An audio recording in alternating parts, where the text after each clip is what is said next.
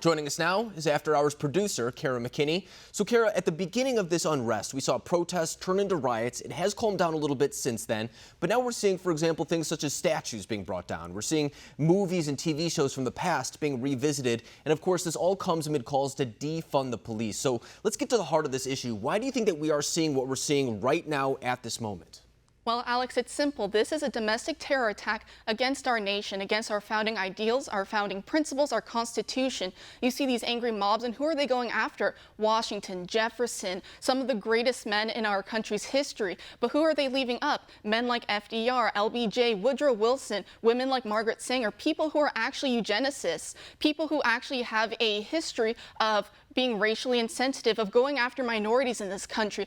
But they're also leaving up people like Vladimir Lenin. His statue's actually up in Seattle right now as we speak, standing tall and proud, and I haven't seen any mobs going after him. So why are they leaving him up? Well, it's because these groups, Antifa and BLM, these are Marxist groups. That's where they get their ideology. So they look up to people like Vladimir Lenin. He, if you recall, back in 1917, was one of the leaders of the revolution, the Bolshevik Revolution in Russia that took down the Tsars, the Romanov family. After over 300 years of their rule, they used World War I and all the chaos of that time to slip in their communist revolution that they had been wanting for decades. And I'm afraid that in some part, that's what we're seeing right now with Antifa and BLM, that they're using all the fear of the lockdowns from COVID and all the stress of people being unemployed, the impending economic collapse, things of that nature, in order to do the same here. It is kind of interesting. You bring up FDR, for example, and a lot of those on the left would praise him as almost one of the pinnacle type of people for their movement. But then you also do have to recognize the internment camps, of course. I mean,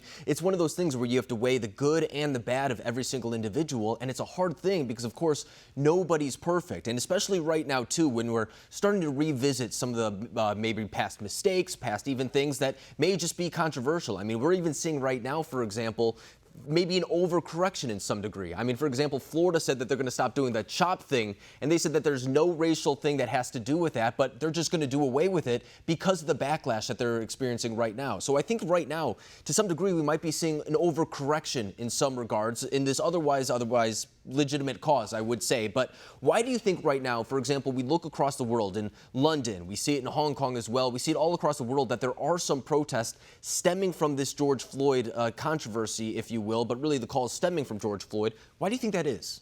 Well, what concerns me, Alex, is the way countries like China and Iran are handling this. These are countries that are enemies to us. They don't like us, and we're kind of iffy about them. And we see them taking these calls very harshly. You see China, they have over 2 million Uyghur Muslims right now in concentration camps, if you will, internment camps.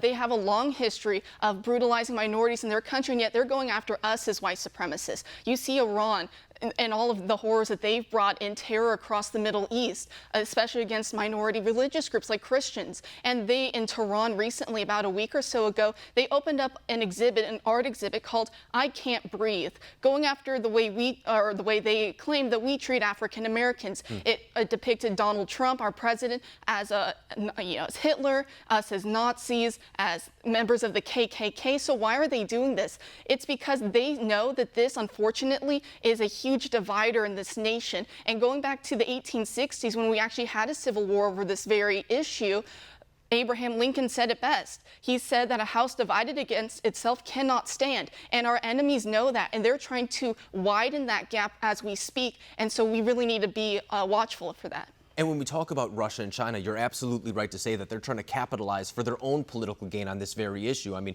we've already heard reports of them using bots, if you will, or other things trying to spread the different chaos in this country. And that's something that the allegation against Russia is in 2016. We still hear a lot of people talking about that. But for some reason, when it comes to this issue, we don't hear the same allegations being tossed around. I think that's an interesting point. But when we talk about this, too, it's an unfortunate thing, but this has become a politicized issue. A lot of people want to either blame President Trump, those on the right want to blame Democrats, saying that it's their policies that led us to this point. So I want to ask you, from the conservative standpoint, how should Republicans be handling this situation? Well, first of all, Republicans need to stop caving to the mob.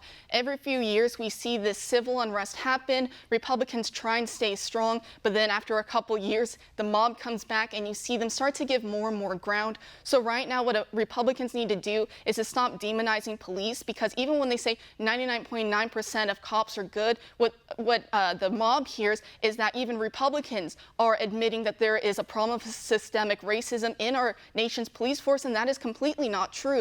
I say that police reforms need to come organically from each individual department, because each department, each agency faces different risk factors than others do. So that's why you see they handle things differently. And so Republicans really need to be careful in the way they speak, because it's coming off as we are almost agreeing and ceding that ground to Democrats that America is racist, that it's still systemically racist, and that is completely not true. So I would say to Republican congressional lawmakers, to governors, to mayors, anyone else in power, stay strong, don't cave to the mob, and keep your morals true. Yeah, I think that's actually a fascinating point, because even, for example, when we look back at what happened in Atlanta the other day, I mean, that officer was charged, and you even saw some of his fellow colleague officers walk out in protest. And from the nation's leaders, I heard silence. It was the same way that I was listening to the radio scanners that night. Complete silence, even from our elected leaders. They weren't coming out in support the same way that I have seen them do for police officers in the past. So I think you're right to say that Republicans, if they do want to handle this situation, or at least